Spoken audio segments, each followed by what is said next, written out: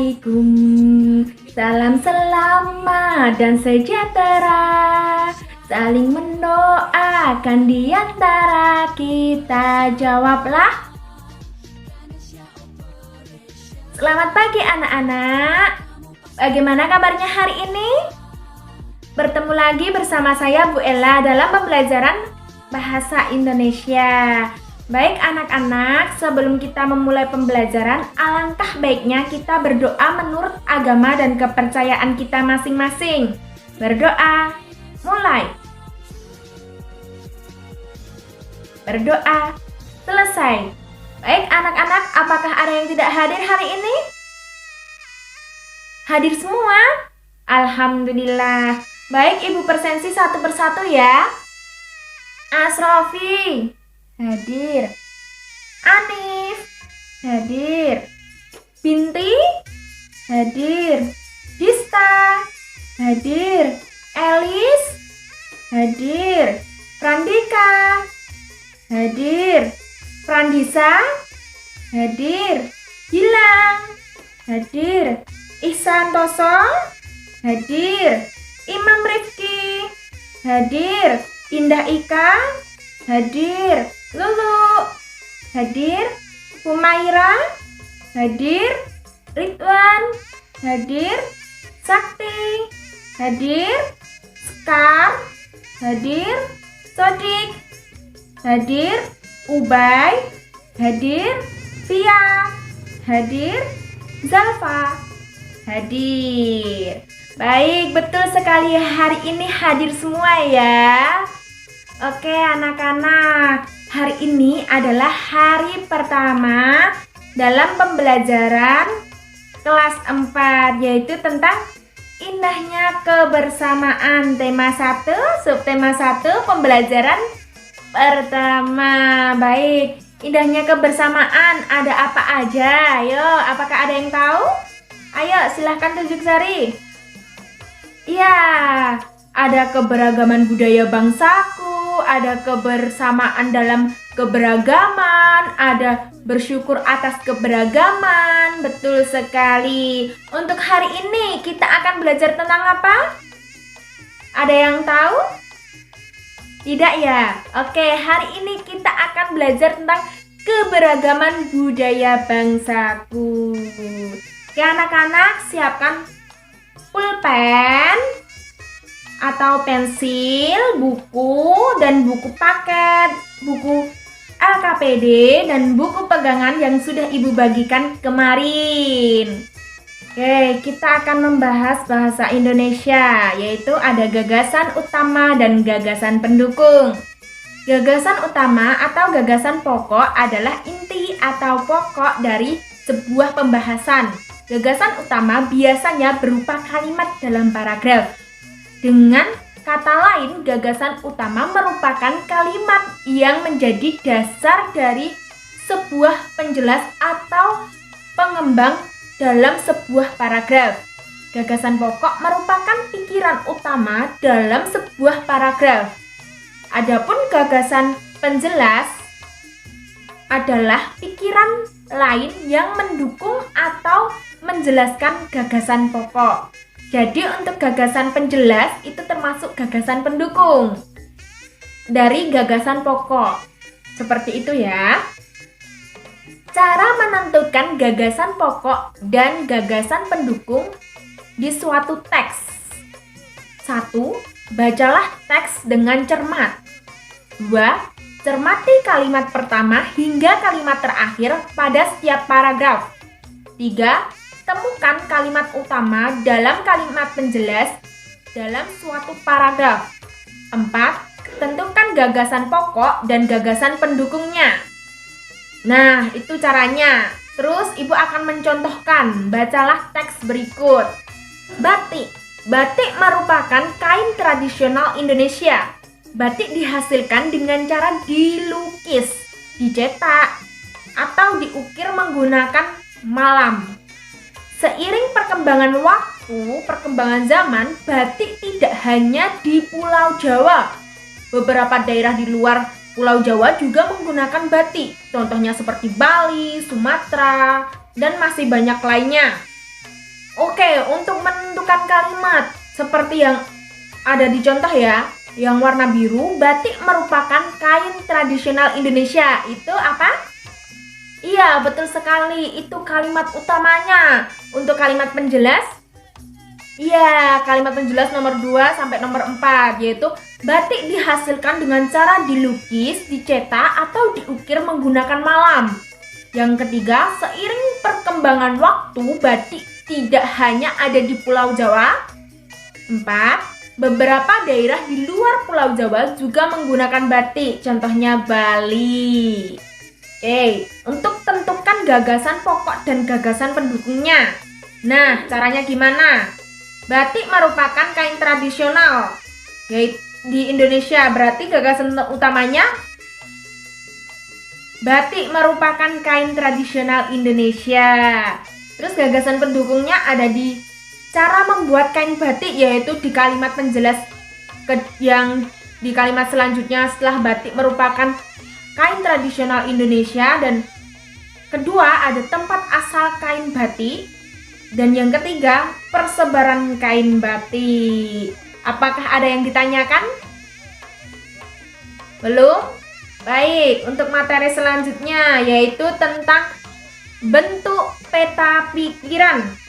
Gagasan pokok dan gagasan pendukung dapat disajikan menjadi peta pikiran. Peta pikiran merupakan cara menuangkan informasi yang diperoleh ke dalam bentuk diagram. Jadi peta pikiran nanti dalam bentuk diagram. Oke, ayo ingat kembali gagasan pokok dan gagasan pendukung dari teks sebelumnya. Yang dari teks batik tadi, masih ingat kan? Apakah ada yang lupa? Baik, Ibu bacakan lagi. Batik merupakan kain tradisional Indonesia. Batik dihasilkan dengan cara dilukis, dicetak, atau diukir menggunakan malam. Seiring berkembangnya waktu zaman, batik tidak hanya ada di Pulau Jawa. Beberapa daerah di luar Pulau Jawa juga menggunakan batik, contohnya Bali.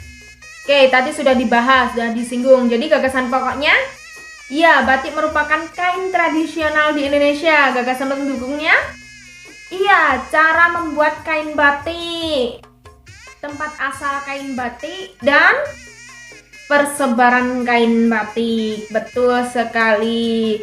Baik, ini cobalah kalian membaca teks tersebut. Mendengar mungkin terlihat seperti proses yang terjadi begitu saja ketika ada suara di sekitar kita. Namun untuk bisa mendengar sebuah suara ternyata ada proses panjang yang terjadi. Getaran yang dihasilkan dari bunyi oleh otak. Telinga manusia terdiri dari 3 bagian, yaitu bagian luar, tengah, dan dalam, yang akan saling bekerja sama. Jadi telinga kita itu fungsinya buat mendengar. Nah, sekarang diskusikan dengan kelompok kalian, yuk. Yaitu diskusikan dengan kelompokmu dan jawablah pertanyaan di bawah ini. Nah, sekarang Ibu akan bagi kelompoknya. Oke. Ane, Prandisa, Indah Ika, dan Sekar. Kelompok 1. Oke.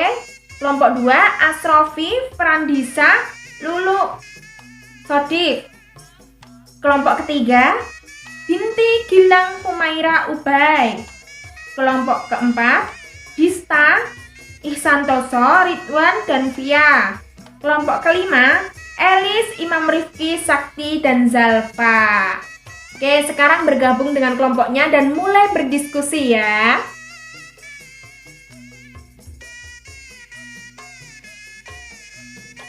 Baik anak-anak, kita bahas bersama-sama ya. Sekarang ditukar. Kelompok 1 ke kelompok 4. Jadi kelompok 4 megang kelompok 1. Kelompok 2 ke kelompok 5. Kelompok 5 megang kelompok 2. Kelompok 3 ke kelompok 5. Jadi kelompok 3 megang kelompok 5.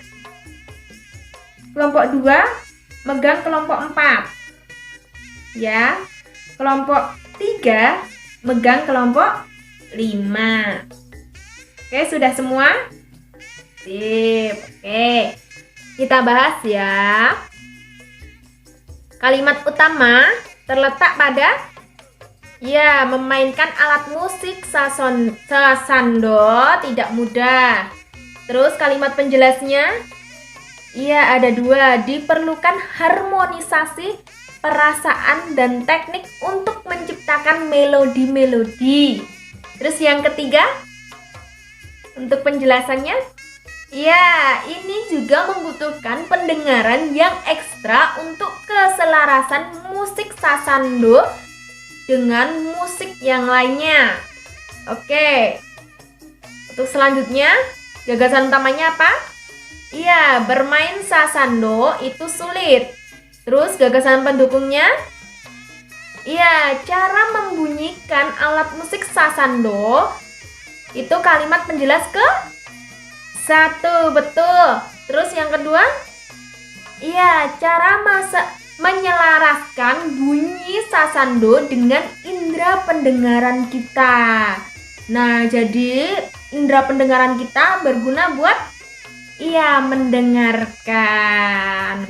Terus itu termasuk kalimat penjelas kedua. Baik, untuk peta pikirannya bisa disimak.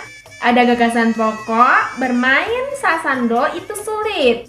Gagasan pendukungnya ada 2 ya. Cara membunyikan alat musik sasando, dan yang satunya cara menyelaraskan bunyi sasando dengan indera pendengaran. Baik, sampai sini apakah masih ada yang bingung atau kurang jelas? Bisa ditanyakan kepada ibu. Sudah jelas semua? Pinter-pinter, sip, murid ibu pintar-pintar ya. Baik anak-anak, pembelajaran bahasa Indonesia hari ini telah usai. Ibu akan menyimpulkan pembelajaran pada hari ini, yaitu tentang gagasan pokok dan gagasan penjelas. Gagasan pokok merupakan pikiran utama dalam sebuah paragraf. Gagasan penjelas adalah pikiran lain yang mendukung atau menjelaskan gagasan pokok. Jadi gagasan pokok nanti dijelaskan pada gagasan pendukung.